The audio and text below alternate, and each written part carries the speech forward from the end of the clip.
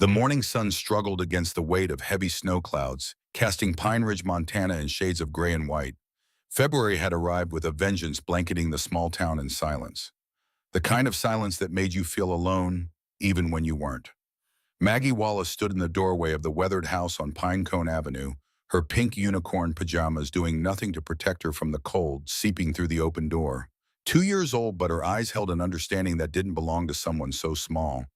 Her bare feet pressed against the wooden threshold, toes curling against the chill. In her arms, she clutched a stuffed bear. Brown, worn, missing one eye patches sewn across its belly where stuffing tried to escape. She'd had it since birth, never went anywhere without it. Her small fingers gripped its matted fur like it was the only solid thing in a world that had suddenly become uncertain. Mommy didn't come home last night. She said it to the empty street, to the falling snow, to anyone who might listen.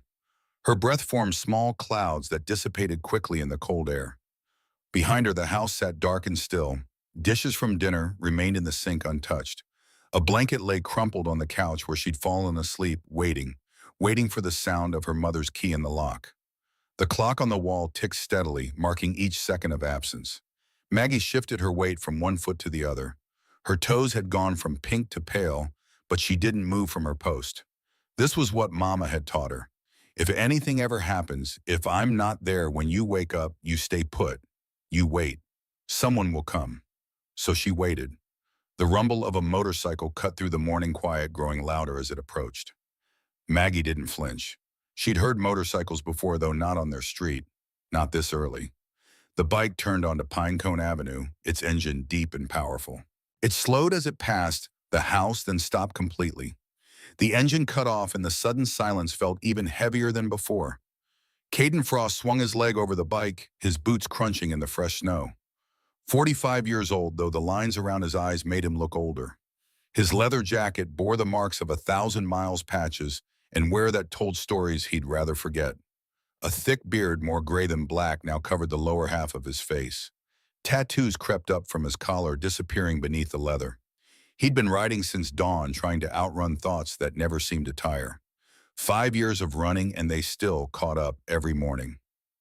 He hadn't planned to come down this street, didn't even know why he'd turned here. But now, standing in the snow, looking at the small figure in the doorway, he understood why his hands had moved without thinking.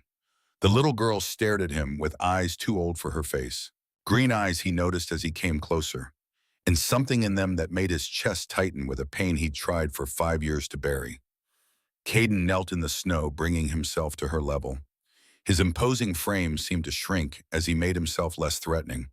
The leather creaked as he moved, snow dusting his shoulders. "Hey there, little one." His voice came out gentler than he expected. "You okay?" Maggie's lower lip trembled, but she didn't cry. Just clutched that bear tighter and looked at him with those impossibly old eyes. "Mommy didn't come home last night," she said, her voice small but clear. The words hit Caden like a physical blow. Somewhere in his memory, another voice, another little girl. Different words, but the same fear underneath. "Where's your mama supposed to be?" he asked, fighting to keep his voice steady. "She said she had to go out, said she'd be back to tuck me in." Maggie's fingers worked at the bear's fur. "But she didn't come back." Caden glanced past her into the dark house. No lights on, no movement. He stood slowly scanning the street. Early morning and not a soul stirring. Most people still asleep warm in their beds, unaware that a child stood freezing in a doorway. "How long you been standing here, sweetheart?" "Since I woke up." She paused. The big hand was on the 12, and the little hand was on the 6. 6 in the morning. How long before that had she been alone? Caden reached out slowly, giving her time to pull away. When she didn't, he gently touched her shoulder. Her pajamas were damp from the snow blowing in through the open door. "Let's get you inside where it's warm." "Okay, then we're going to find your mama." Maggie nodded, finally stepping back from the threshold. Caden followed her and pulling the door closed behind them. The house was cold, almost as cold as outside. He checked the thermostat, off. Either hadn't been turned on or someone had turned it off when they left. The living room told its own story. A cup of coffee on the side table, long since cold. A woman's jacket draped over a chair, but not a winter coat. The kind you'd wear if you didn't plan to be out long. Maggie's coloring books scattered across the floor, crayons still out.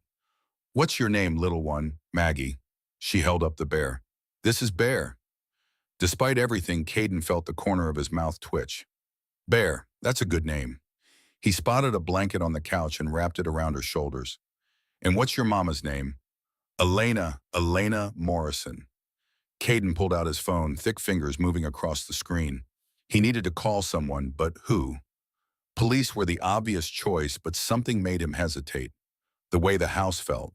The way Elena's jacket hung on that chair, like she'd expected to come right back. The way everything was just slightly off. Instead, he called the only two people in this town he still trusted. Doyle, I need you at 428 Pinecone Avenue, now. Caden, what's going on? Just get here, bring Sutton.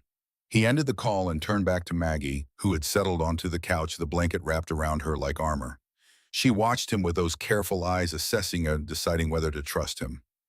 You hungry? Caden asked. Maggie shook her head, but her stomach betrayed her with a small growl. Caden moved to the kitchen, opening cupboards until he found cereal. He poured a bowl, added milk from the fridge, brought it to her. She ate slowly, mechanically, never taking her eyes off him. Your mama got any friends nearby?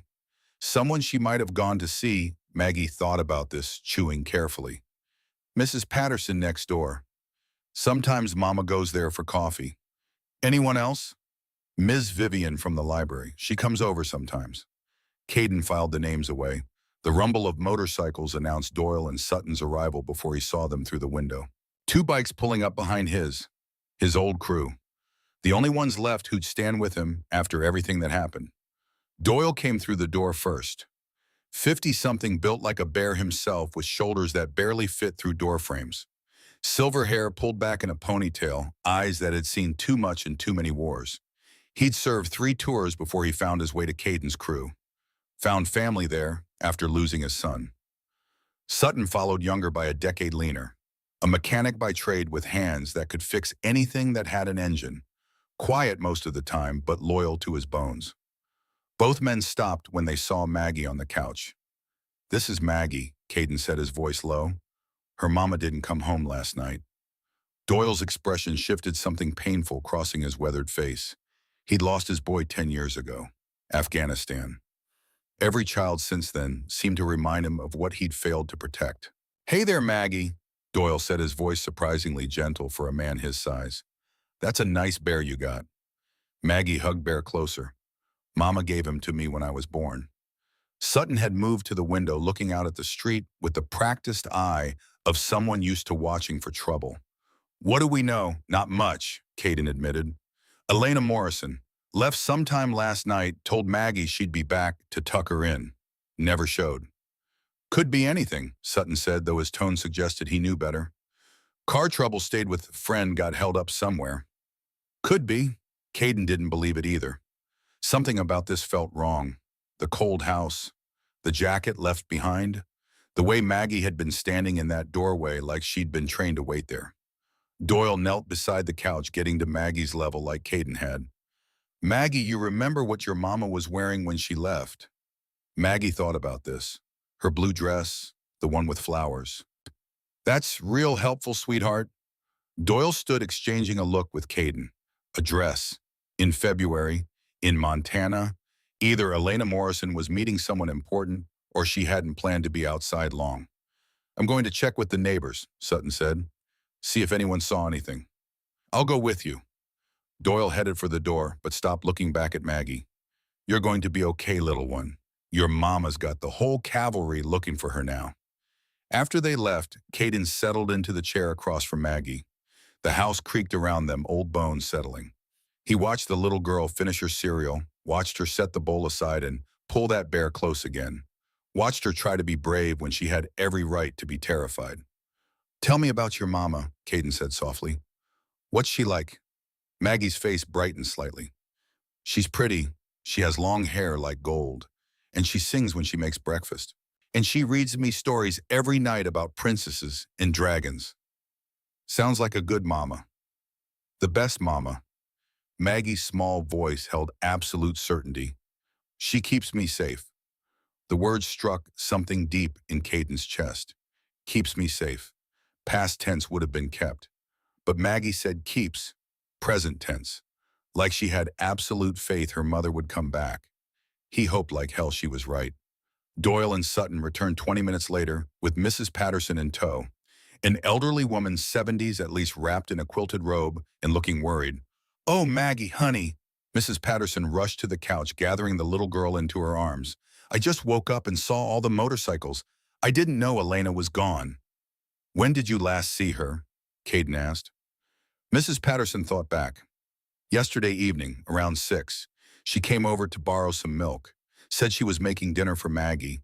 She seemed, I don't know, distracted maybe. But she didn't mention going anywhere." Sutton had been moving through the house checking rooms with the quiet efficiency of someone used to reading spaces. He came back shaking his head. "No sign of struggle. Bed's made. Everything's in order, except for dinner dishes in the sink." "Her purse?" Caden asked. "Gone. Coat's here, but lighter jacket's missing. Phone charger's plugged in by the bed, but no phone." So Elena had left, willingly taken her purse and phone, but left her winter coat. Either she'd been in a hurry, or she hadn't expected to be out long enough to need it. "I can watch Maggie," Mrs. Patterson said, still holding the little girl. "You boys do what you need to do to find Elena." Caden nodded his thanks. As they prepared to leave, Maggie's small voice stopped him. "You're going to find her, right?" Caden turned back, met those green eyes that held too much understanding. He couldn't lie to her, wouldn't insult her intelligence like that. "I'm going to try my damned hardest, sweetheart. That's a promise, Vineta." Maggie seemed to accept this. She held up Bear. "Bear says you're a good man, even though you look scary." Despite everything, Caden felt something warm in his chest. He crouched down one more time, gently touched the bear's worn head. "You tell Bear I said thank you, and you be good for Mrs. Patterson, okay?" "Okay." Outside, the snow had started falling harder. The three men stood by their bikes, breath-forming clouds in the cold air. "Where do we start?" Sutton asked. Caden thought about Elena, a single mother protective enough to teach her 2-year-old to wait if something went wrong, careful enough to leave clues in what she wore, what she took, but careless enough to go out on a February night without her winter coat. "We start with the obvious," Caden said. "Bars, diners, anywhere someone might have seen her last night." They split up, working their way through Pine Ridge's limited nightlife. The town wasn't big, maybe 15,000 people. The kind of place where everyone knew everyone else's business. Usually that made finding people easier. Caden took the east side, pulling into the parking lot of the Blue Moon Tavern. The neon sign flickered weakly in the daylight. He'd been here before years ago, back when he still ran with the full crew. Back before everything fell apart. Inside smelled like stale beer and cigarettes, despite the smoking ban that nobody enforced. A few early birds hunched over their drinks, looking like they hadn't left from the night before. The bartender, a thin guy with a name tag reading Mike, barely looked up as Caden approached. "Looking for some information," Caden said, sliding a 20 across the bar. "Woman came through here last night. 5'6", blonde hair, blue dress with flowers. Name's Elena Morrison." Mike pocketed the 20 with practiced ease. "Lot of people come through here." Caden added another 20. "This particular woman's got a 2-year-old at home waiting for her. I need to know if she was here." Something shifted in Mike's expression. Maybe he had kids of his own. Maybe he just needed the money more than he needed to play dumb. "Yeah, she was here, came in around 8:30, sat at the end of the bar, nursed a single glass of wine for about an hour." "She alone?" "Started alone." Mike's eyes shifted, but Garrett Bishop joined her about halfway through. The name sent ice through Caden's veins. Garrett Bishop. He knew that name, though he'd never met the man. Everyone in Pine Ridge knew Garrett Bishop. Rich, connected, untouchable. The kind of man who got away with things because he had the right people in his pocket. They know each other. Seemed like it. They talked quiet, but it looked intense. Elena didn't look happy about whatever they were discussing. She kept shaking her head, trying to get up, but Garrett kept talking, keeping her there. "What time did they leave?" "Separately. Elena left first around 9:30. Garrett left maybe 10 minutes later. She say where she was going. Didn't say anything to me, just paid her tab and walked out. She looked scared, though. That I remember." Caden's hands tightened into fists. "Anyone else notice them talking?" Mike glanced down the bar. Tom Wheeler was sitting a few stools down. He might have heard something. Tom Wheeler looked like he'd aged about a decade since the night before. Wrinkled shirt, loose tie, eyes red from either crying or drinking. Probably both. Tom, Caden slid onto the stool beside him. Need to ask you about last night. Tom stared into his glass like it held answers. You talking about the blonde Elena? Yeah. I heard some of it. Couldn't help it they weren't exactly whispering. Tom took a shaky drink. Garrett was angry. Kept saying she owed him. That she couldn't hide forever. That he'd found her and now she had to make good on their deal. What deal? Didn't say specifically, but Elena kept saying she didn't have it, that it was gone, that he needed to leave her alone. Garrett just laughed, said nothing was gone, just hidden, and he was done waiting. Caden felt his jaw tighten. What happened when she left? Garrett made a phone call, then followed her out. I didn't see where they went after that. Caden stood dropping another 20 on the bar for Tom's troubles. Outside, he pulled out his phone and called Doyle.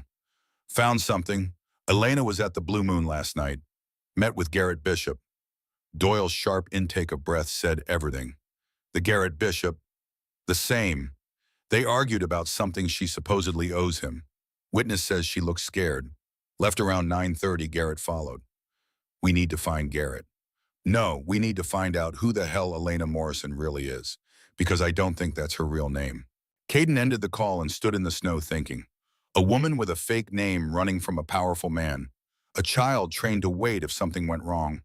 A conversation about something owed something hidden. This wasn't a case of a woman staying out too late with friends. This was something darker, deeper. And Maggie sitting in that house with her worn bear was at the center of it, whether she knew it or not. His phone buzzed. Sutton. Found her car. Red Honda parked behind the old paper warehouse on Industrial Road. No sign of Elena. I'm on my way. The warehouse district sat on the edge of town, a graveyard of abandoned buildings from when Pine Ridge's logging industry collapsed 20 years ago. Concrete hulks slowly being reclaimed by nature, windows, broken graffiti covering walls that once held the pride of working men. Elena's red Honda sat alone in the snow behind the largest warehouse. Caden, Doyle, and Sutton gathered around it, studying the scene like a crime they'd interrupted. No signs of struggle in or around the car. Keys gone, doors locked. A light dusting of snow on the windshield suggested it had been here since last night. Why here, Sutton wondered aloud. Meeting someone, or being forced to come here. Doyle had his hand on his sidearm, a habit from his military days. This whole area is deserted. Perfect place if you don't want witnesses. Caden circled the car, looking for anything that might tell them where Elena had gone. His boot crunched on something in the snow. He knelt, brushing away the white powder to reveal a cell phone. The screen was cracked, but when he pressed the power button, it lit up. Elena's phone. No password, which seemed strange for someone hiding from a man like Garrett. Unless she'd left it unlocked on purpose. The last text message was to an unknown number. He found me, 428 Pinecone. Protect M. M. Maggie. Caden's blood ran cold. Elena had known something was going to happen. Had sent a message to someone telling them to protect her daughter. And then she'd come here to this abandoned warehouse and disappeared. We need to get inside, Caden said, pocketing the phone. Now. The warehouse door hung partially open, rusted hinges creaking in the wind. Inside, darkness and decay. The smell of mold and rot thick in the air. Water dripped somewhere in the depths of the building, each drop echoing like a countdown. They moved carefully, flashlights cutting through the gloom. Old machinery loomed like sleeping monsters, conveyor belts, frozen mid-motion pulleys, and chains hanging from ceilings that leaked daylight through holes in the roof. Elena, Doyle's voice echoed through the space. Elena Morrison, nothing but their own voices bouncing back at them. They spread out, checking rooms, offices, storage areas. Most were empty, just debris and evidence of squatters who'd moved on. But in what must have been a supervisor's office on the second floor, they found something. A metal chair rope lying coiled beneath it. Fresh scuff marks on the concrete floor. And on the wall, written in what looked like lipstick, North Star Storage, Unit 47. Sutton photographed it with his phone. What the hell does that mean? It's a message, Caden said, studying the letters. The lipstick was smeared in places like it had been written in a hurry. Elena left this. She was here tied up and managed to write this before they moved her. North Star Storage, Doyle repeated. That's the facility off Highway 12. About 100 units. Unit 47, Caden said. That's where we're going. But before they could move, voices echoed from below. Male voices, rough and angry, and the sound of boots on concrete moving fast. Caden killed his flashlight, the others following suit. They pressed against the walls, watching through the office's broken window as four men entered the warehouse below. Leading them was a figure Caden recognized from the society pages he'd seen in the diner. Garrett Bishop, 50-something, expensive suit under a wool coat, handsome in that polished way that money bought. But his eyes, even from this distance, held something cold and calculating. "Check every room," Garrett ordered. "They were here. I want to know what they found." The men spread out flashlights, sweeping through the darkness. Caden, Doyle, and Sutton barely breathed, pressed into shadows, hands on whatever weapons they carried. One of Garrett's men climbed the stairs toward the second floor. Caden's fingers curled around the grip of his knife, ready. But Doyle moved at first, silent as smoke coming up behind the man and wrapping an arm around his throat. The man struggled for 3 seconds, then went limp. They lowered him quietly to the floor. "We need to leave," Sutton whispered. "Now, before they realize he's missing." They moved toward a back stairwell, trying to stay invisible. But old buildings had a way of betraying you. A board creaked under Doyle's weight, loud as a gunshot in the quiet. "Second floor," someone shouted below. "Go." Caden pushed Sutton and Doyle toward the stairs. They ran, boots pounding metal steps, Garrett's men right behind them. Out the back door, into the snow, running for their bikes. Engines roared to life. Caden led them out of the warehouse district, weaving through streets, making sure they weren't followed. Only when they were certain they'd lost Garrett's men did they stop, pulling into a gas station on the edge of town. "He knows someone's looking," Doyle said, breathing hard, "which means Elena's time just got shorter." Caden thought about the message on the wall. North Star Storage Unit 47. It was a clue, but was it a location or a warning? And more importantly, who was Elena leaving these clues for? His phone rang, unknown number. He answered anyway. "Mr. Frost?" The voice was male, professional, with the neutral accent of someone who'd worked to eliminate regional tells. "My name is Agent Clayton with the FBI. I believe you've been looking for Elena Morrison." Caden's grip tightened on the phone. "How the hell did you get this number?" "Elena gave it to me 3 years ago when we put her in witness protection. She said if anything ever happened to her, if Garrett Bishop ever found her, I should contact a man named Caden Frost. She said you were the only one she'd trust to protect her daughter." The world seemed to tilt. "I don't know any Elena Morrison." "No, you don't. But you knew Evelyn Mercer. 12 years ago, Denver. You helped her escape from an abusive relationship. You don't remember because you helped dozens of women back then. It was what your crew did before everything fell apart." Caden's memory reached back, sifting through years and faces. Evelyn. Young, terrified, running from a boyfriend who'd put her in the hospital twice. He'd gotten her out of Denver, set her up with a new start in Seattle. He'd forgotten about her the way you forget most of the people you help. They move on, you move on. Elena Morrison is Evelyn Mercer. Was. She testified against Garrett Bishop 4 years ago in a federal corruption case. Garrett ran a network spanning 5 states. Money laundering, bribery, racketeering. Evelyn was his accountant, kept his books, knew everything. When we built our case, she agreed to testify. But Garrett had friends in high places. The trial was compromised. He walked. We faked Evelyn's death to protect her, gave her a new life, a new name. And Maggie, born in witness protection, Garrett never knew she existed until now. How did he find her? There was a pause on the other end. "We're still investigating, but someone in the program leaked her location. She's been compromised for at least a week. We think Garrett's been watching, planning. The meeting at the Blue Moon was his move." "Where is she now?" "We don't know. Garrett's holding her somewhere. He wants something and Elena has it, or knows where it is." "What does he want?" "The documents, the originals. Elena digitized our case, but Garrett knows she kept the paper trail. He wants them destroyed. Without them, there's no evidence to retry him if we ever get the chance. He's tying up loose ends." Caden thought about the message on the warehouse wall. North Star Storage Unit 47. "I know where the documents are. Mr. Frost, this is now an FBI matter. I need you to stand down and let us handle."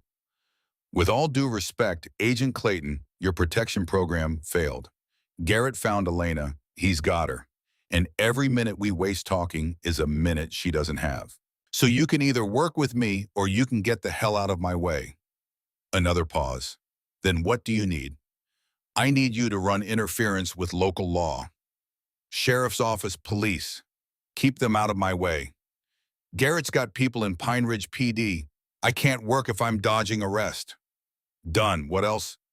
I need you to watch Maggie. Mrs. Patterson's got her, but if Garrett knows about the kid, he might make a move. I need her protected. I'll have agents there within the hour. And Clayton, when I find Elena, when I get her back, I'm coming for Garrett Bishop. The legal way if possible. But if he's hurt her, if he's touched one hair on her head, I'm going to end him. You reading me? Loud and clear, Mr. Frost. Just bring her home safe.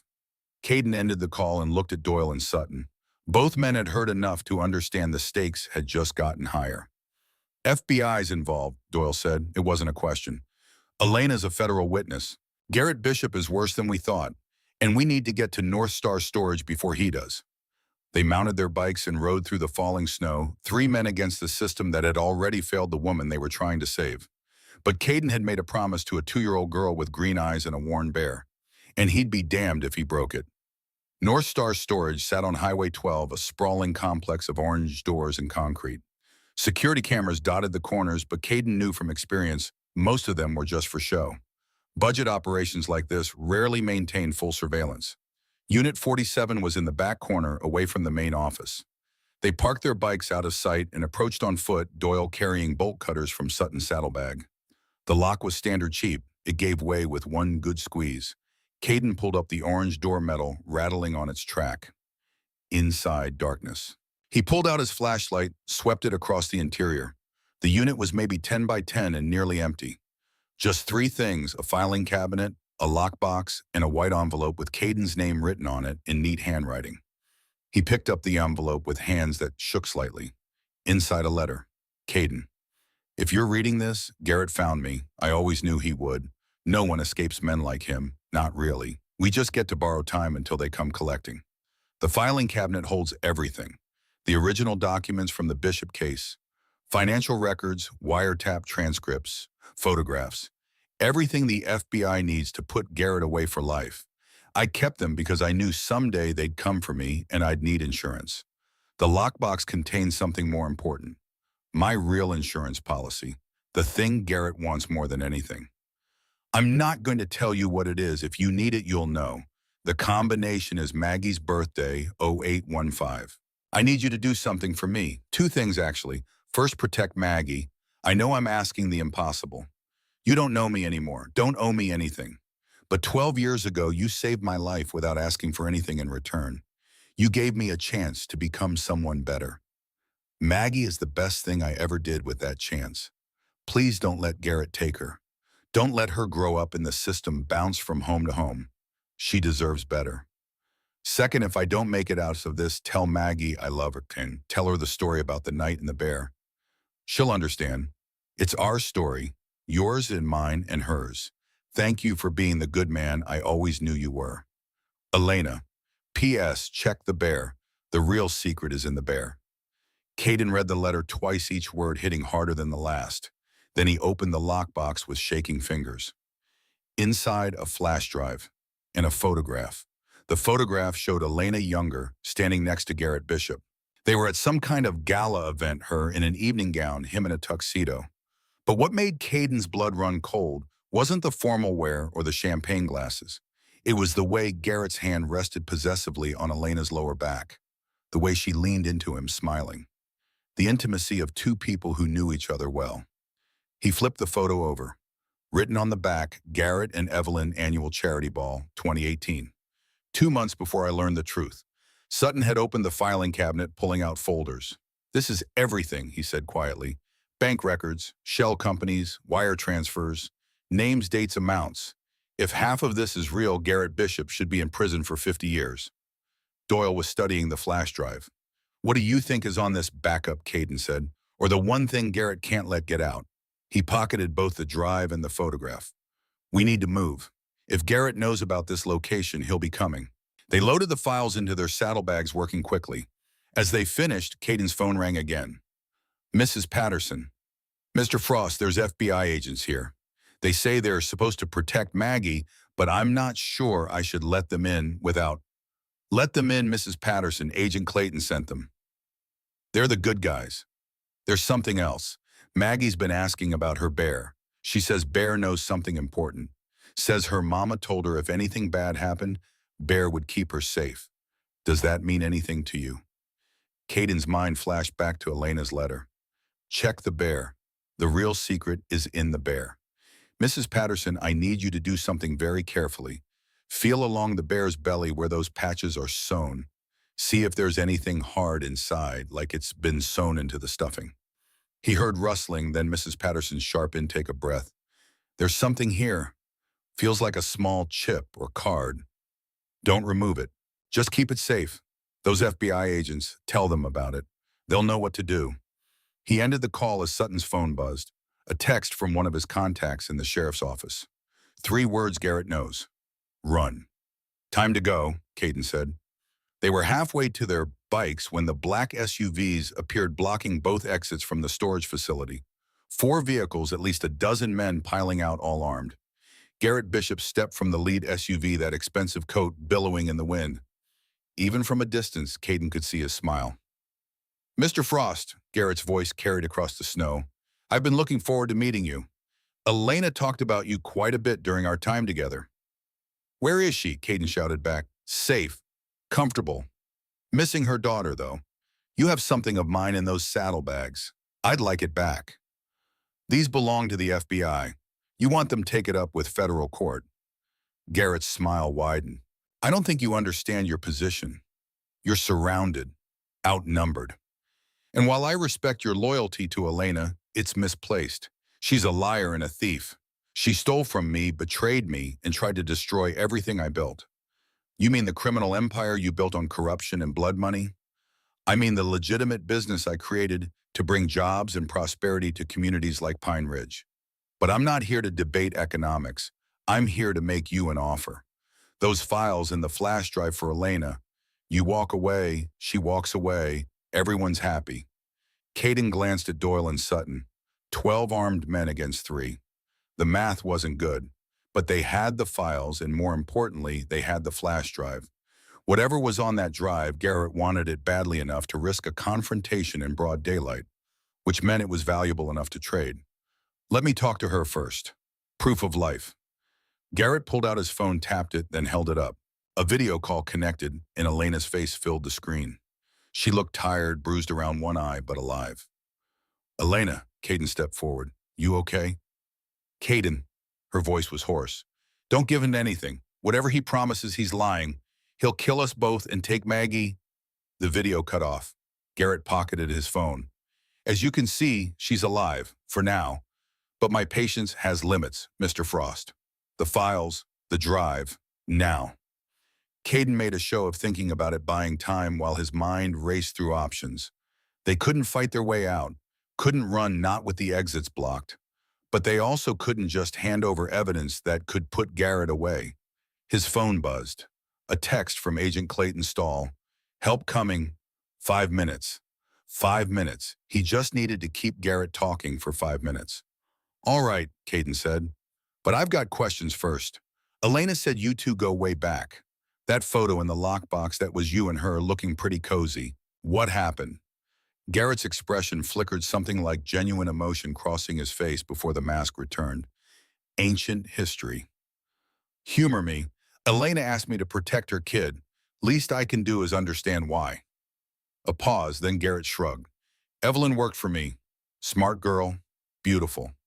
We had an arrangement, professional and personal. I thought she understood loyalty. I thought she understood what happens to people who betray me. You thought wrong. Clearly. Garrett's voice turned cold. She wore a wire, Mr. Frost. For 6 months, she smiled at me across the dinner table, shared my bed, and recorded every word. Then she handed it all to the FBI and disappeared. They faked her death so well I actually mourned her. Until you found out she was alive. Until I found out she'd stolen something else. Something more valuable than the files or recordings. Something I will get back one way or another. Caden's mind worked through it, the flash drive. Whatever was on in it, it wasn't just evidence. It was personal. Important enough that Garrett had tracked Elena for 4 years, invested resources in finding her risked exposure. The drive, Caden said. What's on it? Something that belongs to me, something she had no right to take. Behind Garrett, Caden caught movement. Black vehicles appearing on the main road approaching fast. FBI, he hoped. Not more of Garrett's people. Here's my counteroffer, Caden said. You let Elena go, right now unharmed. I keep the files, turn them over to the FBI where they belong. But I'll give you the drive. Whatever personal business you've got that's between you and her. Garrett laughed. You'd give up the one thing I really want. Why, because I don't give a damn about your personal vendetta. I care about getting Elena back to her daughter. You want the drive, you let her go. That's the deal. The black vehicles were closer now. 3 SUVs, windows tinted, moving with purpose. Garrett's men had noticed them too, shifting nervously. You're bluffing, Garrett said. You don't know what's on that drive.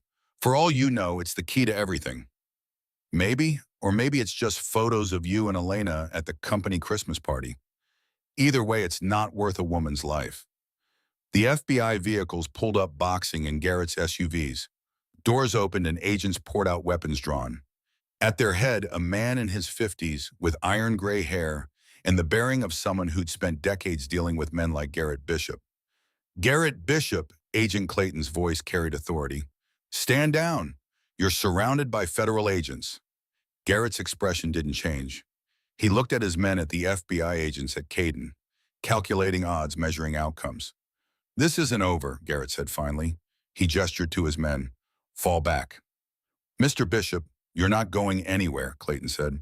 You're under arrest for kidnapping, witness intimidation, and about 15 other federal charges we've been building since you tried to run from justice 4 years ago. I'll have my lawyers on the phone before you get me to county lockup. I'll be out before dinner. Maybe, but while you're waiting for your lawyers, we're going to have a long conversation about where you're keeping Elena Morrison. And trust me, Mr. Bishop, I can be very persuasive when someone's life is on the line. As FBI agents moved to arrest Garrett and his men, Caden, Doyle, and Sutton found themselves surrounded by other agents but not threatened. Clayton approached, hand extended. Mr. Frost, thanks for keeping him talking. Caden shook his hand. Where's Elena? We're working on that. Bishop's lawyer will try to prevent him from talking, but we've got ways around that. Clayton nodded to the saddlebags. Those are the files Elena mentioned. Everyone, plus this. Caden pulled out the flash drive. Elena said it's important, said it's what Garrett really wants. Clayton took the drive carefully, like it might explode. Did she say what's on it? No, but Garrett called it something that belongs to him, something personal Elena took. I'll have our tech team analyze it. Clayton studied Caden. Elena left a message for you, didn't she, in the storage unit? A letter. She wants me to protect Maggie, permanently if she doesn't make it. She'll make it. We've got people searching every property Garrett owns, every warehouse, every connection. We'll find her. When you do, I want to be there. Clayton hesitated. This is a federal operation now. I can't have civilians involved. I'm not asking permission.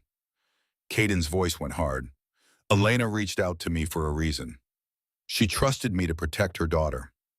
I can't do that if I don't bring her home. So either I'm part of this operation or I'm going to tear this town apart looking for her on my own. Your choice. Clayton measured him for a long moment, then nodded. All right, but you follow my lead. We do this clean by the book. Garrett doesn't get to walk again on a technicality. As FBI agents swarmed the storage facility, processing evidence and securing the scene, Caden stood in the falling snow and thought about Maggie, about her patient wait in that doorway, about her absolute faith that someone would come find her mother. He'd made a promise to that little girl, and he'd be damned if he broke it. But first they had to find Elena, and with every hour that passed, the chances of finding her alive got smaller. The FBI field office in Pine Ridge operated out of a converted bank building, all marble floors and high ceilings that made voices echo. Caden sat in a conference room that smelled like burnt coffee and desperation, watching Agent Clayton work 3 phones at once while tactical maps covered every wall. 72 hours since Elena disappeared. 72 hours of dead ends and false leads. Garrett Bishop sat in federal lockup, silent behind a wall of lawyers. No matter how much pressure Clayton applied, Garrett wouldn't talk. And without him talking, they had no location. We've searched 16 properties, Clayton said, hanging up his third phone. Warehouses, storage units, rental properties under shell companies. Nothing.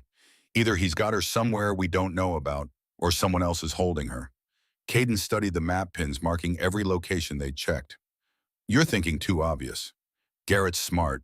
He wouldn't use anything traceable to him. So where would you hide someone? Caden thought back to his years running with the crew back when they'd helped women disappear from dangerous situations. You didn't hide people in places you owned. You hid them in places that belonged to people who owed you favors. People who'd never show up on a corporate filing or property record. Friends, Caden said. Family. Someone loyal enough to risk federal charges. Garrett doesn't have family. Parents dead, no siblings, never married. Clayton stopped. Never officially married. What? Clayton was already typing on his laptop, pulling up files. 4 years ago, when we were building the case, one of our investigators noted that Garrett had a long-term relationship. Woman named Victoria Sterling. Corporate lawyer, worked for several of Garrett's companies. They lived together for 6 years but never made it legal. Where is she now? That's the thing. She disappeared right after Garrett's trial. We assumed she ran when things got hot. But what if... Clayton pulled up more records. Victoria Sterling owns property in Pine Ridge, a cabin up in the mountains inherited from her father. It's remote, off-grid, perfect for... Let's go. Clayton held up a hand. We need to do this right. Get a warrant, assemble a tactical team. If Elena's there and we spook them, she's dead. And if we wait for paperwork while you build your perfect case, she's dead anyway. Caden stood. I'm going. You can come with me or chase me, your choice. Doyle and Sutton were waiting in the parking lot, engines idling. They'd been camped outside the FBI office for 3 days, ready to move at a moment's notice. Got a location? Doyle asked. Maybe. Mountain cabin 40 minutes north. Could be nothing. Could be everything, Sutton added. They rode out as the sun began its descent toward the western peaks. The road twisted up into the mountains, snow getting deeper as they climbed. Caden led the way, following GPS coordinates Clayton had reluctantly provided before assembling his tactical team. The cabin sat in a clearing surrounded by pine trees, smoke rising from its chimney. A single black sedan was parked outside, expensive and out of place in the wilderness. They ditched the bikes a quarter-mile back and approached on foot, moving through the trees like ghosts. Caden's heart hammered against his ribs. This could be it. Or it could be another dead end. Through the cabin's window, he spotted movement. A woman, tall and elegant, even in casual clothes, moving through what looked like a living room. Victoria Sterling, matching the photos Clayton had shown him. But no sign of Elena. Caden circled to the back of the cabin, Doyle and Sutton covering the front. A basement window partially below ground level, the curtains drawn, but a small gap at the edge. He knelt in the snow, pressed his face close to the glass. There, in the dim basement light, he could see her. Elena sat in a wooden chair, hands bound behind her back. Her blonde hair was matted, the bruise around her eye had darkened to purple and black. But she was alive, alert. Her eyes were open, focused on something across the room he couldn't see. Caden pulled back, pressed his radio. Confirmed. Target is in the basement. One hostile that we can see, possibly more. FBI is 10 minutes out. Clayton's voice crackled. Wait for backup. 10 minutes. In 10 minutes, anything could happen. Elena could be moved, could be killed. Garrett's lawyers could make a phone call that would warn Victoria to eliminate the evidence. Caden made his decision. Going in, cover the exits. He moved to the back door, testing the handle. Locked. He pulled out his knife, worked the blade into the frame. The lock was cheap, residential grade. It gave way with a soft click. Inside, the cabin smelled like wood smoke and something cooking. He moved through a mudroom into a kitchen, every sense heightened. The basement door stood partially open, light spilling up from below. Voices drifted up. Victoria's cold and professional. I don't understand why you won't just tell him where it is. This could all be over. Elena's voice hoarse but defiant. Because what's on that drive would destroy more than just Garrett. It would destroy you too, Victoria. And you know it. I'm already destroyed. The moment Garrett was arrested, my career ended. My reputation gone. All because you couldn't keep your mouth shut. All because Garrett was a criminal and you helped him. The sound of a slap echoed up the stairs. Caden's jaw clenched, but he forced himself to wait to listen. Where is the drive? Victoria's voice shook with barely contained rage. The FBI has it by now. Whatever insurance you thought you had, it's gone. The FBI has the fake. I made 2 drives, Victoria. The one I gave them has just enough evidence to put Garrett away. But the real drive, the one with everything that's still hidden, and it has your name on every 3rd page. Wire transfers from your accounts. Emails you thought were deleted. That offshore meeting in the Caymans where you helped Garrett structure his shell companies. All of it. Silence. Then Victoria's laugh, bitter and sharp. You duplicitous bitch. You played everyone. The FBI, Garrett, me. Did you ever tell the truth about anything? I told the truth about Garrett being a monster. Everything else was survival. Caden heard footsteps moving toward the stairs. He pressed himself against the wall as Victoria emerged from the basement, phone in her hand. She didn't see him at first, too focused on her call. Yes, I need to speak to Garrett Bishop. I don't care if he's in lockup. This is Victoria Sterling, and he'll want to take this call. Tell him Elena Morrison has a 2nd drive. Tell him she's been playing us all. Caden stepped out of the shadows. End the call. Victoria spun, eyes widening. Her hand moved toward her pocket, but Caden was faster. He had his knife out, not threatening, but present. I said, end the call. She pressed the ends button, hand shaking. You're Caden Frost. Elena told me about you. The knight in rusted armor coming to save the day. Where's your gun? Kitchen counter. Caden nodded to Doyle, who'd slipped in through the front door. Doyle secured the weapon while Sutton moved to the basement door. Elena, Sutton called down. You okay? Sutton, oh God, yes, I'm okay. Get me out of here. Caden kept his attention on Victoria. How long have you been helping Garrett? Helping I built his empire. Every shell company, every offshore account, every legal loophole. I was the architect. Garrett was just the face. Victoria's composure was cracking, 10 years of careful control fracturing, and she destroyed it all. Made me complicit in my own investigation because I didn't know she was recording us. You were complicit because you chose to help a criminal. I chose to help the man I loved. Victoria's voice broke, and she took him from me. Took everything from me. Sutton emerged from the basement with Elena, her wrists freed, leaning heavily on his shoulder. When she saw Caden, something in her expression shifted. Relief, yes, but also something deeper. Recognition of a debt being paid, a circle closing. Thank you, Elena whispered, for keeping your promise. Made it to Maggie, not you, but you're welcome anyway. Outside, the sound of vehicles approaching. FBI tactical team arriving right on schedule. Clayton was first through the door, weapon drawn, taking in the scene with professional efficiency. Ms. Sterling, you're under arrest for kidnapping and conspiracy. Mr. Frost, step away from the suspect. As FBI agents swarmed the cabin, Caden found himself standing next to Elena in the snow.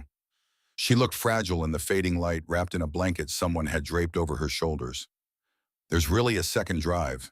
Caden asked quietly. Elena nodded. Hidden somewhere, even Garrett would never think to look. Insurance in case things went sideways. Where? She met his eyes. You haven't figured it out yet. Check the bear, Caden. The real secret is in the bear. Before he could ask more, Clayton was there, guiding Elena toward a waiting ambulance. We need to get you checked out. Get your statement. You'll be in protective custody until we're sure Garrett's network is dismantled. What about Maggie? Safe, under federal protection at a secure location. You'll see her soon. As the ambulance pulled away, Elena looked back at Caden through the window. A look that said this wasn't over, that there were more secrets to uncover, more truths to be told. Doyle came to stand beside Caden. Check the bear. What does that mean? Caden pulled out his phone, called Mrs. Patterson. The FBI agents who took Maggie, did they take the bear too? Yes, the little girl wouldn't leave without it. She was very insistent. Said bear had to stay with her to keep the secret safe. Caden's mind raced. The patch on the bear's belly where Mrs. Patterson had felt something hard. They'd assumed it was the chip Elena had mentioned. But what if it was more than that? What if the chip was just the decoy and the real secret was somewhere else in that worn stuffed animal? We need to see Maggie, Caden said to Clayton. Now. Clayton studied him. Why? Because I think your federal witness has been hiding the most important evidence right under everyone's noses for 3 years. And the only one who knows exactly where it is can't talk yet. The safe house was a nondescript ranch home in a residential neighborhood guarded by two FBI agents trying very hard to look like they weren't FBI agents. Clayton led Caden Doyle and Sutton inside where they found Maggie sitting on a couch coloring in a book while a female agent watched cartoons nearby. When Maggie saw Caden, her face lit up. She dropped her crayons and ran to him, arms outstretched. He caught her lifting her small body, feeling her arms wrap around his neck. "You found Mama." Maggie's voice was muffled against his shoulder. "Bear said you would." "Bear was right. Your mama's safe. She's going to see a doctor to make sure she's okay, and then you can see her." "Can Bear and I see her now?" Caden knelt down, setting Maggie on her feet, but keeping his hands on her small shoulders. "Maggie, I need to ask you something very important. Something about Bear. Can you help me?" She nodded seriously, clutching the worn stuffed animal to her chest. "Your mama told me that Bear has a secret, a very special secret that keeps you and Mama safe. Do you know about that secret?" Maggie's eyes went wide. "Mama said never to tell, said the bad man would hurt us if I told." "The bad man can't hurt you anymore. He's locked away where he can't get to you. But your mama needs that secret now. It's very important." Maggie looked at Bear, then back at Caden. "Mama said Bear's heart is special, that it keeps us safe." Bear's heart. Caden examined the stuffed animal more carefully, the patched belly where they'd found the chip. But Maggie said heart, not belly. He ran his fingers over the bear's chest, feeling through the worn fabric. There, a small, hard lump right where the heart would be, carefully sewn into the stuffing, impossible to find unless you knew exactly where to look. "Maggie, I need to borrow Bear for just a minute. Is that okay?" She hesitated, then handed over the stuffed animal with the solemnity of someone entrusting their most precious possession. "You'll give him back. I promise." Caden pulled out his knife and under Clayton's watchful eye carefully opened a seam along the bear's chest. He reached inside, fingers finding the small object buried deep in the stuffing. A micro SD card sealed in a small waterproof case. Clayton took the card to his laptop, inserted it into a reader. The file directory that appeared made him go pale. "Jesus Christ." "What is it?" Caden asked. Clayton turned the screen so Caden could see. Folders within folders. Financial records spanning 10 years. But these weren't just Garrett's records. These were connections to a network that spread across state lines, across federal agencies, across the entire Mountain West region. Judges, senators, federal prosecutors, police chiefs, all connected to Garrett's network through payments, favors, compromises. All neatly documented with dates, amounts, and corresponding cases where justice had been perverted. "Elena didn't just document Garrett's crimes," Clayton said quietly. "She documented the entire system that let him operate.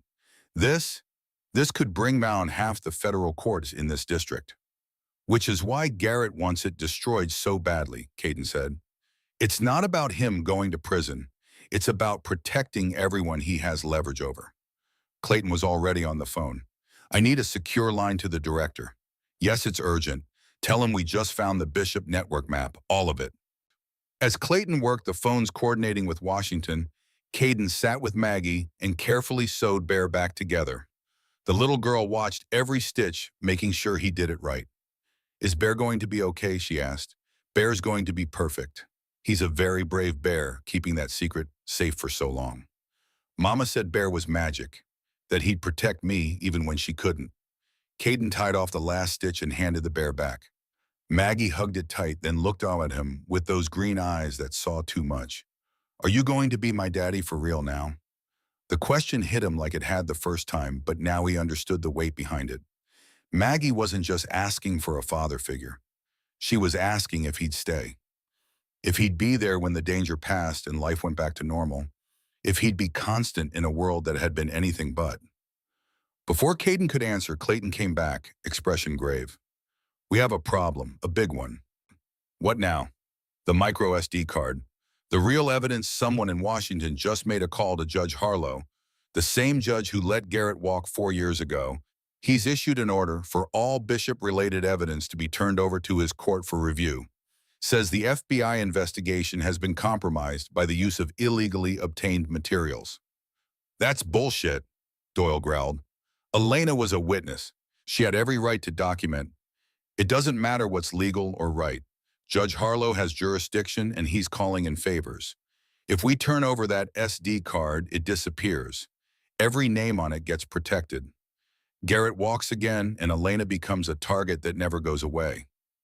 Caden felt something cold settle in his gut. So don't turn it over. I'm a federal agent. I can't just ignore a court order. Then give it to someone who can.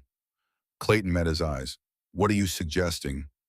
I'm suggesting that before Elena gave you that evidence, she gave it to me. For safekeeping. To protect her daughter. And I'm not bound by your rules or your jurisdiction or your corrupt judges. I'm just a guy trying to keep a promise to a little girl. If you walk out of here with that evidence, you become a fugitive. Every law enforcement agency in 5 states will be looking for you. Then I better get moving. Clayton stared at him for a long moment. Then very deliberately, he turned his back. I'm going to get some coffee. When I come back, I expect that SD card to be on my desk ready for transfer to Judge Harlow's court. Sure thing, Agent. Clayton walked out of the room. The female agent watching Maggie suddenly became very interested in the cartoon on TV. Caden pocketed the SD card. This is insane, Sutton said. You're going to have the entire federal government hunting you. Not the whole government, just the corrupt parts. Caden looked at Doyle. I need you to stay with Maggie. Keep her safe until this blows over. No. Doyle's voice was firm. You're going to need backup. Sutton stays with the kid. I go with you. Sutton started to protest, but Doyle cut him off. You've got a wife and kids, brother. This is going to get ugly. I've got nothing to lose and a lot to make up for. I'm going. Before they could argue further, Caden's phone buzzed. Unknown number again, but he answered. Mr. Frost. The voice was Garrett's calling from lockup somehow. I understand you have something that belongs to me. You should worry less about drives and more about the federal charges stacking up against you. Those charges will disappear. They always do, but you, Mr. Frost, you're making a mistake. That evidence doesn't just incriminate me. It incriminates people with resources you can't imagine. People who will do anything to keep their names out of the public record. Good, I'm counting on it. You don't understand. I'm trying to help you. Give the drive to Judge Harlow. Let it disappear. Take Elena and her daughter and go somewhere far away. Live your life. Because if you try to use that evidence, if you try to bring down the network, you won't survive the attempt. Is that a threat? It's a promise. And unlike the promises you made to that little girl, mine actually matters. The line went dead. Caden looked at Doyle. Change of plans. We're not running, we're fighting. How they've got judges, federal agents, enough firepower to level a city block. Caden thought about Elena's letter, about the way she documented everything, built redundancies, created insurance policies within insurance policies. She hadn't just gathered evidence, she'd built a weapon, and she'd built it to be used. We take it public, all of it, every name, every transaction, every dirty deal. Put it online where it can't be disappeared. Let the court of public opinion try the case before any corrupt judge can bury it. That's going to make a lot of powerful people very angry. Good. I'm counting on that too. They left the safe house through the back door, Doyle covering their exit while Sutton stayed with Maggie. Outside, the night had fallen, fully stars, brilliant in the cold mountain air. Caden pulled out the SD card, held it up to catch the starlight. Such a small thing holding so much weight. The kind of evidence that could topple empires or get you killed trying. His phone buzzed again. This time Elena. Caden, Clayton told me what you're planning. Don't. Please, they'll kill you. Maybe, but they'll have to catch me first. This isn't what I wanted. I gave you that evidence to protect Maggie, not to turn you into a target. Maggie's not safe as long as this network exists. Neither are you. The only way to end this is to burn it all down. Then let me help. I know these people. I know how they think, how they operate. You've done enough. Time to let someone else take the weight. Caden, her voice broke. 12 years ago, you gave me a second chance. You didn't ask questions, didn't judge, just helped me when I needed it most. Let me return the favor. Let me help you finish this. Caden thought about Maggie's question. Are you going to be my daddy for real now? He thought about the promise he'd made standing in the snow outside a weathered house. He thought about his own daughter, Iris, and the promise he'd failed to keep to her. You want to help, then tell me everything. Every name on that drive, every connection, every weak point in their network. We're going to need it all. Where are you? Better you don't know, but I'll call you in an hour. Have a plan ready. He ended the call and climbed onto his bike. Doyle mounted his own engines roaring to life in the quiet night. Where to? Doyle asked. First we make copies, lots of copies, spread them to every journalist, every blogger, every whistleblower site we can find. Make sure that even if we go down, the truth gets out. And then we go see Garrett Bishop face to face. Time to explain the rules of the new game we're playing. They rode into the night, two men against a system designed to crush people like them. But Caden had learned something in 5 years of hiding, 5 years of running from his past. Sometimes the only way to protect the people you love is to become the threat that everyone else fears. And he was done running. 2 hours later, as Caden and Doyle worked in a motel room uploading files to encrypted cloud servers, a knock came at the door. Caden answered to find Sutton standing there, face-pale gun in his trembling hand. I'm sorry, Sutton whispered. They have my kids, my wife. They said if I didn't bring them the drive, if I didn't bring you in, they'd kill my whole family. Behind him, 3 men in suits emerged from the shadows.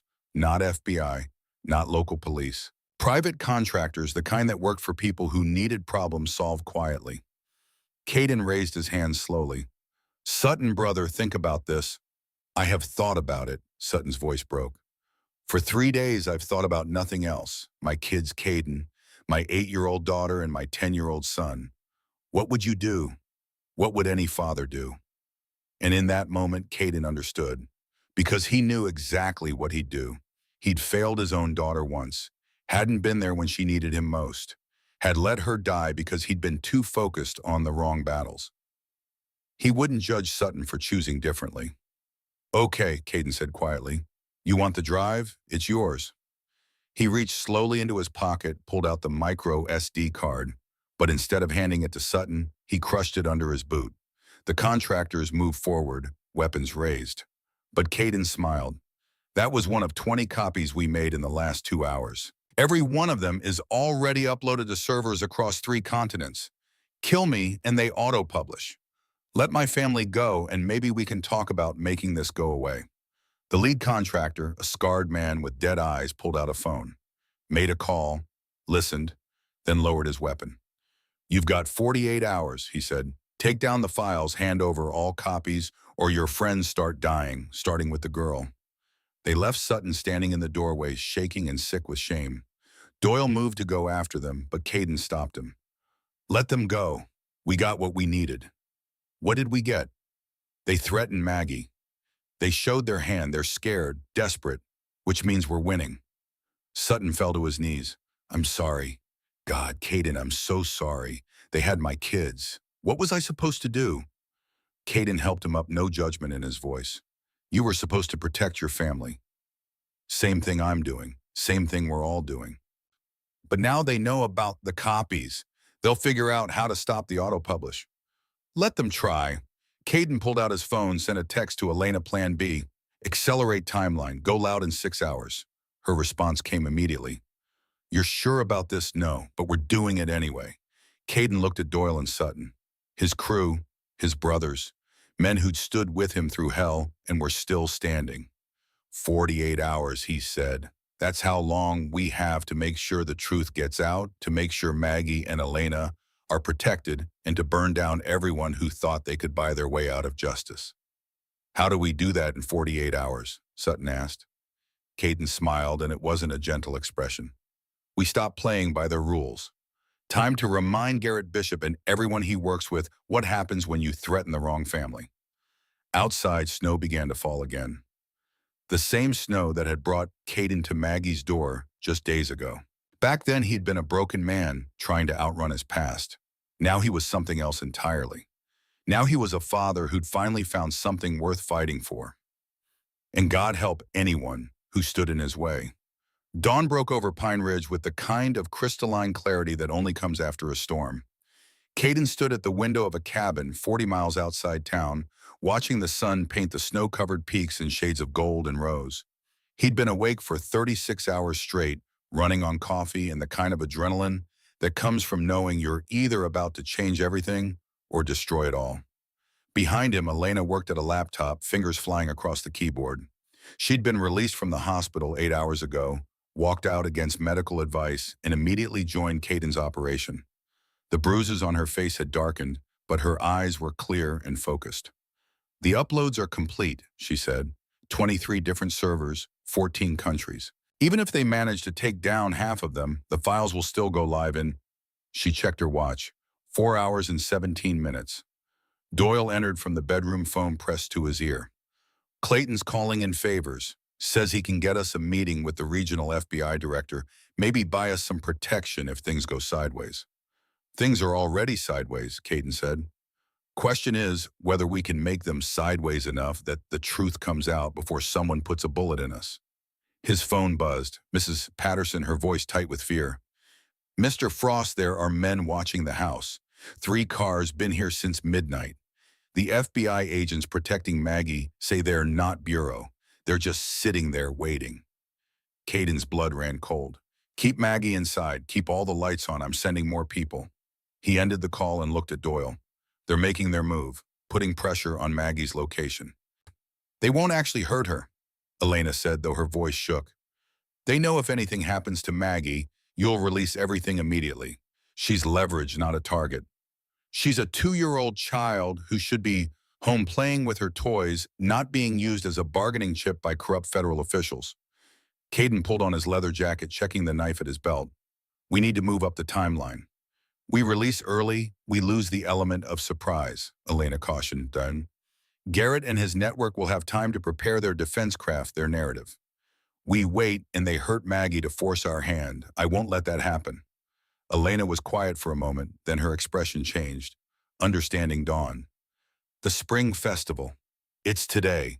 Pine Ridge's annual event, biggest gathering of the year. Mayor, City Council, Chamber of Commerce, all the local press. Everyone will be there, including Garrett. He'll be out on bail by then. His lawyers are too good.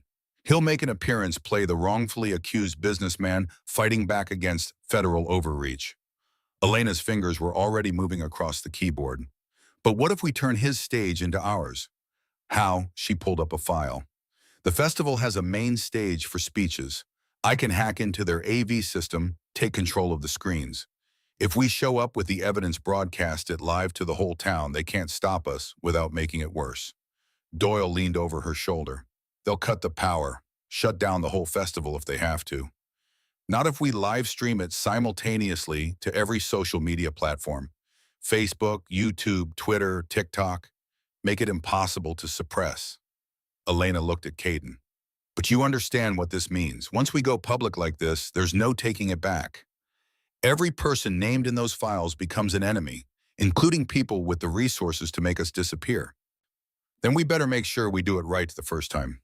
3 hours later, Caden stood in the crowd at Pine Ridge's Spring Festival, watching the town square fill with people.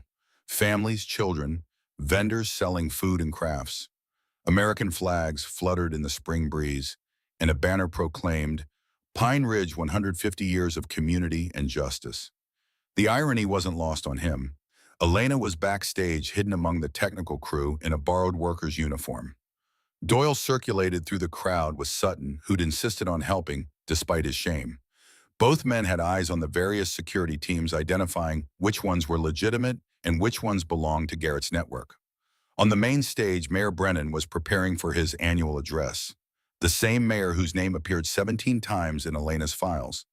The same mayor who'd taken campaign contributions from shell companies Garrett controlled. Caden's phone buzzed. A text from Clayton. "You're really doing that, no other choice. Then I hope you're right. I've got agents positioned around the perimeter. If shooting starts, we'll try to protect civilians. But I can't promise anything. Do what you can." And Clayton, "Thank you. Don't thank me yet. This could still go very wrong." The crowd settled as Mayor Brennan took the podium. He was a handsome man in his 50s, silver-haired and polished, with the easy smile of someone who'd spent decades in public life. His voice boomed through the speakers. "Friends, neighbors, fellow citizens of Pine Ridge. Today, we celebrate not just the founding of our great town, but the values that have sustained us through 150 years. Values of hard work, integrity, and justice for all." Caden felt something twist in his gut. How many times had he heard speeches like this? How many politicians had stood on stages and preached values they didn't live by? Brennan continued warming to his theme. In recent weeks, our community has faced challenges. Accusations have been made. Good men have been wrongly imprisoned. But I stand before you today to say that Pine Ridge will not be intimidated by federal overreach or politically motivated investigations. The crowd murmured, some nodding in agreement. Garrett's influence ran deep here. Jobs he'd provided, money he'd donated, the careful cultivation of a reputation that made people doubt anyone who spoke against him. Caden caught Elena's signal from backstage. She was in position, laptop connected to the festival's AV system. One button press and everything changed. Then he saw him. Garrett Bishop emerging from a black SUV at the edge of the square. Out on bail, just as Elena had predicted, surrounded by lawyers and private security. He wore a tailored suit and an expression of wounded dignity, the picture of an innocent man persecuted by an unjust system. Their eyes met across the crowd. Garrett smiled, raised his hand in a small wave, a gesture that said, "You lose." Caden pressed the button on his phone. The signal to Elena. The screens flanking the stage flickered. Mayor Brennan paused mid-sentence, confused. His image on the screens was replaced by a simple title card. The bishop files the truth about Pine Ridge. And then Elena's face appeared pre-recorded, speaking directly to the camera. "My name is Evelyn Mercer. 4 years ago, the FBI faked my death to protect me from Garrett Bishop, a man I once trusted, once worked for, once believed in. What I didn't know then was that Garrett wasn't just one corrupt businessman. He was the center of a network that has been stealing justice from communities like Pine Ridge for over a decade." On the screens, documents began to appear. Bank records, wire transfers, emails, each one carefully annotated, dates and amounts highlighted. "These are the files I kept, the evidence I gathered, the truth that powerful people have tried to bury." Mayor Thomas Brennan received $470,000 in campaign contributions from shell companies controlled by Garrett Bishop. In exchange, he ensured that zoning changes favored Bishop's real estate investments and that city contracts went to Bishop-owned companies. The crowd erupted in shocked murmurs. Brennan stood frozen at the podium, face draining of color. More documents appeared. Sheriff's Captain Dale Porter accepted monthly payments totaling $96,000 over 3 years to ensure that investigations into Bishop's business practices went nowhere. District Attorney Warren Mills dismissed 14 cases against Bishop's companies in exchange for a lake house purchased through an untraceable trust. The screens showed photos now. Garrett with various officials at galas, fundraisers, private meetings, each image carefully documented with dates and context. Elena's recorded voice continued calm and measured. "But it goes deeper than Pine Ridge. Federal Judge Marcus Harlow, who dismissed the original case against Garrett Bishop, received over $2 million in legal fees from firms secretly owned by Bishop's network. Senator Patricia Whitmore's re-election campaign was funded almost entirely by Bishop-controlled PACs. FBI Regional Director James Cortland buried evidence in multiple investigations. The crowd's murmurs turned to angry shouts, people pushing toward the stage demanding answers, private security teams moving to intercept them. And in the middle of it all, Garrett Bishop no longer smiling, watching his carefully constructed world crumble. Caden moved through the chaos toward the stage, Doyle and Sutton flanking him, creating a path. Behind them, FBI agents in tactical gear were pushing through the crowd, trying to reach Garrett before he could escape. But Garrett wasn't running. He was walking toward the stage with purpose, his security details struggling to keep up. When he reached the stairs, he pushed past Mayor Brennan and grabbed the microphone. "This is fiction," Garrett's voice boomed across the square. "Fabricated by a criminal trying to deflect from her own crimes. Evelyn Mercer embezzled from my companies, and when she was caught, she created these lies too." The screens changed again, this time video footage. Garrett in his office speaking to someone off camera. The audio was crystal clear. "I don't care how you do it, just make the investigation disappear. Pay whoever you need to pay. Threaten whoever you need to threaten. I didn't build this empire to watch it crumble because some idealistic prosecutor thinks he can make a name for himself." The voice off camera responded, and Caden recognized it. Sheriff's Captain Porter. What about the witness, the woman who's been talking to the FBI? Handle her, make it look like an accident, and make sure her kid ends up somewhere we can watch her. Insurance in case we missed anything." The crowd went silent. Then someone screamed. Others took up the cry. "Murder it, arrest him, burn it all down, I..." Garrett's face had gone white. He tried to speak, but the microphone had been cut. Elena, still controlling the AV system, had muted him. Caden climbed onto the stage, face to face with Garrett for the first time. Up close, he could see the cracks in the polished facade, the fear in the eyes, the desperate calculation of a man watching his empire collapse. "It's over, Garrett," Caden said quietly. "Not just for you. For everyone you protected, everyone who protected you. The files are already going live on every platform we could find. By tomorrow, the whole country will know what you did." "You don't understand what you've done," Garrett hissed. "These people, they won't just let this go. They'll come for you, for Elena, for everyone you love. This isn't just about me. It's about a system that has too much invested to let it fall." "Then maybe it's time for the system to fall." FBI agents swarmed the stage, weapons drawn. But they weren't there for Caden. Clayton led them, badge held high. "Garrett Bishop, you're under arrest for conspiracy to commit murder, witness tampering, and about 50 other federal charges. We're still counting. You have the right to remain silent, though I suspect your lawyers will do plenty of talking for you." As agents cuffed Garrett, his eyes stayed locked on Caden. "This isn't over." "Yeah, it is. You just haven't accepted it yet." They led Garrett away through a crowd that had turned hostile. People who'd once respected him, worked for him, believed in him, now screaming for his head.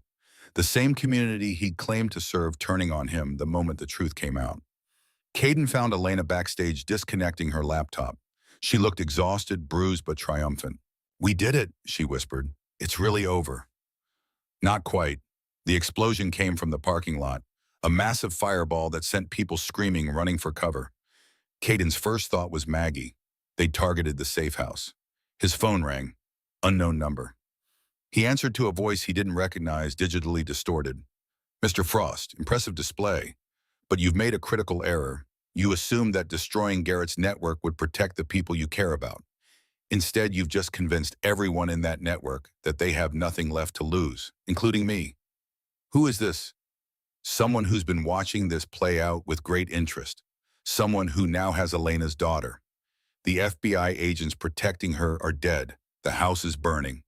And little Maggie is in the trunk of a car heading out of Pine Ridge as we speak." Caden's world tilted. "If you hurt her." "I won't. Not if you do exactly what I say. You have copies of the files. All of them. I want them deleted. Every server, every backup, every thumb drive. You have 2 hours. When I'm satisfied that the evidence is truly gone, you'll get the girl back. Refuse, and I'll mail her to you in pieces." The line went dead. Caden stood frozen, mind racing. This was the nightmare scenario, the one thing he hadn't planned for. That someone would be desperate enough, crazy enough, to target a child. Elena grabbed his arm. "What? What happened?" "Maggie, someone has Maggie." The color drained from her face. "No, no, no, no. The FBI agent Sutton was watching. They're dead. House is burning. We've got 2 hours to delete everything or they kill her." Doyle appeared beside them. "Sutton's dead too. I just got word. Single gun shot to the head, execution style. Whoever this is, they're cleaning house." Elena's legs gave out. Caden caught her, held her while she shook with silent sobs. Around them, the festival had descended into chaos. Police trying to control the crowd. FBI agents securing the area. Media already broadcasting the scandal to the world. But none of it mattered if Maggie died. Clayton found them. "I heard. We're tracking the call, trying to triangulate the location. But Caden, you can't delete those files. If you do everything we've built, I don't give a damn about your case. They have Maggie. And if you cave to this threat, you set a precedent. Every corrupt official, every desperate criminal will know that the way to stop you is to target children. Is that the world you want?" Caden wanted to hit him. Wanted to scream that he didn't care about precedents or the greater good. Wanted to say that one little girl's life was worth more than all the justice in the world. But he knew Clayton was right. Knew that giving in would make things worse. knew that the only way to truly protect Maggie was to end this permanently. Can you find her? Caden asked. In 2 hours. I can try, but I need you to trust me. Trust the system even though it's failed before. Caden looked at Elena, saw his own fear reflected in her eyes. Then he pulled out his phone and made a call. This is Caden Frost. I'm calling every news outlet who's picking up the Bishop story. I've got a statement to make and I need it broadcast live in the next 10 minutes. 10 minutes later, Caden stood in front of a dozen cameras, broadcast live to millions of viewers across the country. Elena beside him, Doyle at his back. My name is Caden Frost. An hour ago, we exposed a network of corruption that has been stealing justice from communities across the Mountain West. In response, someone from that network has kidnapped a 2-year-old girl named Maggie Morrison. They're demanding we destroy the evidence in exchange for her life. He paused, letting that sink in. I'm not going to do that. Not because I don't care about Maggie. I care about her more than anything in this world. But because giving in to terrorists, whether they wear badges or suits or ski masks, only creates more victims. More children whose parents can't protect them. More families destroyed by people who think power puts them above the law. Elena's hand found his squeezed tight. So here's my message to whoever has Maggie. You have two choices. You can let her go unharmed and we'll make sure you get a fair trial. Or you can hurt her and I will dedicate every moment of my remaining life to hunting you down. There will be no place you can hide. No amount of money or influence that will protect you. I will find you, and when I do, the law will be the least of your problems. He looked directly into the camera. The evidence stays public. The truth stays out there. And if Maggie dies because of your desperation, the whole world will know exactly who you are and what you've done. You'll spend whatever's left of your life looking over your shoulder, waiting for the moment I catch up to you. 1 hour and 47 minutes. That's all the time you have left to make the right choice. The broadcast ended. Caden stood there shaking, hoping he'd just made the right call, hoping his bluff would work. Clayton's phone rang. He answered, listened, then looked at Caden with something like respect. They're negotiating. Whoever has Maggie, they just called our tip line. They want immunity, witness protection, and $5 million. Tell them to go to hell. Or, Clayton continued, we can trace the call, find their location, and send in tactical teams. They're scared, Caden. You scared them. They know the whole world is watching now. They know if they hurt Maggie, there's nowhere they can run. How long to trace? 10 minutes if they stay on the line long enough. Elena stepped forward. I'll talk to them. I'll keep them talking. Elena, she's my daughter. Let me do this. Clayton handed her the phone already recording and tracing. Elena took a breath, steadied herself. This is Evelyn Mercer. You have my daughter. What do you want? The distorted voice responded. I told you what I want. The file's deleted. That's not going to happen. But we can negotiate other terms. Money, protection, a chance to testify against the people who put you in this position. You think I'm stupid? The moment I let the girl go, I'm dead. Garrett's people will kill me to keep me quiet. Garrett's people are scrambling to save themselves. They don't have time to worry about you. But if you hurt Maggie, you become priority number one. Every resource, every agent, every law enforcement officer in this country will be looking for you. I don't care. The voice broke the distortion, failing for just a moment. And in that moment, Caden recognized it. Victoria Sterling. Garrett's ex, the woman they'd arrested at the cabin. Victoria, Elena said gently, you're out on bail. You still have a chance to walk away from this. But if you hurt my daughter, there's no walking away. You know that. He promised me. Victoria's voice was raw, desperate. Garrett promised if I helped him, we'd be together. Build a new life somewhere. But he lied. He was just using me like he used everyone. And now I'm the one facing life in prison while he cuts deals with prosecutors. Then help us put him away. Testify against him. Give us everything you know. It won't matter. He'll get out eventually. He always does. And when he does, he'll kill me for betraying him. Clayton made a gesture. They had the location. A storage unit on the south edge of town. Tactical teams were already moving. Victoria, Elena said, keeping her voice calm, you're right that Garrett has escaped justice before, but this time is different. This time the whole world is watching. There's no burying this, no making it go away. He's finished, and so is everyone who protected him. You don't have to go down with them. Silence on the other end. Then, I never wanted to hurt the girl. I wanted Garrett to care about me the way he cared about his empire. Stupid, right? Not stupid, just human. I'm at the South Pine Storage Facility, Unit 23. I'm unarmed.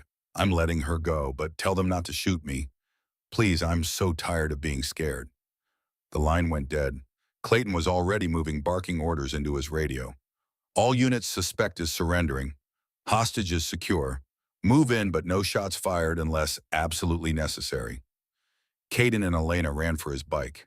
Clayton shouted protests fading behind them. They rode through Pine Ridge at speeds that would have gotten them arrested any other day, police escorts clearing the way instead of stopping them. The storage facility was surrounded by FBI vehicles, tactical teams in position. But as Caden and Elena arrived, the door to Unit 23 opened. Victoria Sterling walked out, hands raised, tears streaming down her face. And behind her, holding a stuffed bear and looking confused but unhurt, was Maggie. Elena ran, ignoring the agents trying to stop her. Scooped Maggie into her arms and held her so tight the little girl squeaked in protest. "Mama, you're squishing Bear." Elena laughed through her tears. "I'm sorry, baby. I'm so sorry. Mama's here now. Mama's got you." Caden approached Victoria as agents cuffed her. She looked at him with hollow eyes. "Tell Elena I'm sorry. Tell her I know what it's like to love someone who doesn't deserve it. And I hope she found someone who does." They led Victoria away. Caden stood in the parking lot watching Elena hold Maggie and felt something in his chest finally unclench. The fear that had driven him for days, the terror that he'd fail another child, finally releasing its grip. Maggie looked over Elena's shoulder and saw him. Her face lit up. "Papa Bear, you found us." The name hit him like a physical thing. Not Caden, not Mr. Frost. Papa Bear. He walked to them, knelt down so he was level with Maggie. She reached out and touched his bearded face with small fingers. "You kept your promise," she said seriously. "You found Mama. You kept us safe. Bear said you would." Caden looked at Elena, saw tears in her eyes that had nothing to do with fear. She nodded, a small gesture of permission and hope. "Yeah, sweetheart," Caden said, his voice rough with emotion. "I kept my promise, and I'm going to keep making promises to you if that's okay." "Like what promises?" "Like I promised to be here, to protect you and your mama, to read you stories and teach you to ride a motorcycle when you're older, to be whatever you need me to be." Maggie considered this with the seriousness only a 2-year-old could manage. Then she held up her bear. "Bear says okay, but only if you promise to fix his eye. He can't see good with just one." Despite everything, despite the chaos and death and fear, Caden laughed. "I promise to fix Bear's eye. That's a deal." Maggie hugged him, small arms wrapping around his neck. And Caden Frost, who'd spent 5 years believing he'd never be a father again, held on tight and didn't let go. The old building on Main Street didn't look like much from the outside. Faded brick windows that needed replacing, a sign hanging crooked that read, "Bear's Family Diner. Opening soon." Inside was a different story. Clean white walls, red vinyl booths, carefully restored chrome fixtures that gleamed in the sunlight. The kitchen smelled like fresh paint and new beginnings. Caden stood behind the counter, adjusting the height so Maggie could see over it.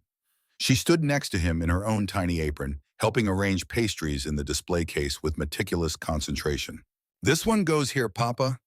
"Perfect spot, Princess." Elena emerged from the kitchen carrying a tray of fresh cinnamon rolls, her hair pulled back, flour dusting her cheek. The bruises had long since faded, replaced by a glow that came from safety and peace and knowing your daughter was protected.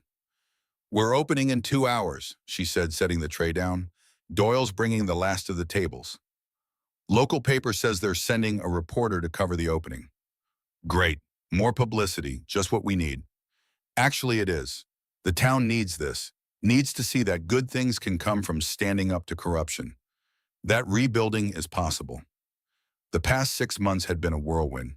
Garrett Bishop was in federal prison awaiting trial along with 17 co-conspirators, including Judge Harlow and Mayor Brennan. Victoria Sterling had testified in exchange for a reduced sentence. The corruption network had collapsed like a house of cards once the first few dominoes fell. Pine Ridge had gone through a reckoning. New elections, new leadership, a community forced to confront how they'd let power go unchecked for so long. And in the middle of it all, Caden had found something he never expected. A family, a purpose, a chance to be the man he'd always wanted to be. Doyle walked in carrying the last table, his face showing signs of the peace that came from making amends. The crew had stayed together, transitioning from outlaws to legitimate businessmen. It hadn't been easy, but nothing worth doing ever was. "Table's the last one," Doyle said, setting it near the window. "We're ready for the lunch rush." "If there is a lunch rush," Caden said, "there will be." Elena moved to stand beside him, her hand finding his. "Mrs. Patterson's been spreading the word. Half the town's planning to come see what the infamous Caden Frost does with a spatula instead of a knife. I make a mean omelet, they'll see." Maggie tugged on his jeans. "Papa, can I ring the bell when customers come?" Caden looked at the brass bell he'd installed above the door specifically for her. "That's your job, princess. Every customer gets the Maggie welcome." She beamed, already practicing her greeting. "Welcome to Bear's Mama Makes the Best Food Ever." At 11 o'clock, they flipped the sign to open. Caden had expected a slow trickle, maybe a few curious locals. Instead, a line formed outside the door. Mrs. Patterson was first bringing a potted plant for good luck. Then came families Caden recognized from the Spring Festival. Then local business owners. Then people he'd never met who'd followed the story on the news and wanted to support the man who'd stood up to corruption. Maggie rang the bell for each one, her voice bright and welcoming. Elena worked the kitchen with practiced efficiency. Doyle and Caden manned the counter and tables, learning as they went, making mistakes, but making progress. By 2 o'clock, every seat was full, and people were willing to wait. Agent Clayton came in around 3 off-duty in jeans and a casual shirt. He ordered coffee and sat at the counter while Caden poured. "How's the federal case going?" Caden asked. "Good, great actually. Your evidence has spawned a dozen related investigations. We're finding corruption we didn't even know existed. It's going to take years to untangle it all. But it's getting untangled. Thanks to you and Elena and a 2-year-old who was brave enough to trust a stranger in a leather jacket." Caden glanced at Maggie, who was coloring in a booth with some local kids who'd come in with their parents. "She's something special." "They both are. You planning to make it official?" "The adoption already in progress. Elena and I signed the papers last week. Should be finalized by Christmas." "I meant the other thing. You and Elena." Caden felt his face heat. "We're taking it slow. She's been through a lot. We both have. Building something real takes time." "Fair enough, but for what it's worth, I've been doing this job for 23 years. I've seen a lot of people in a lot of situations.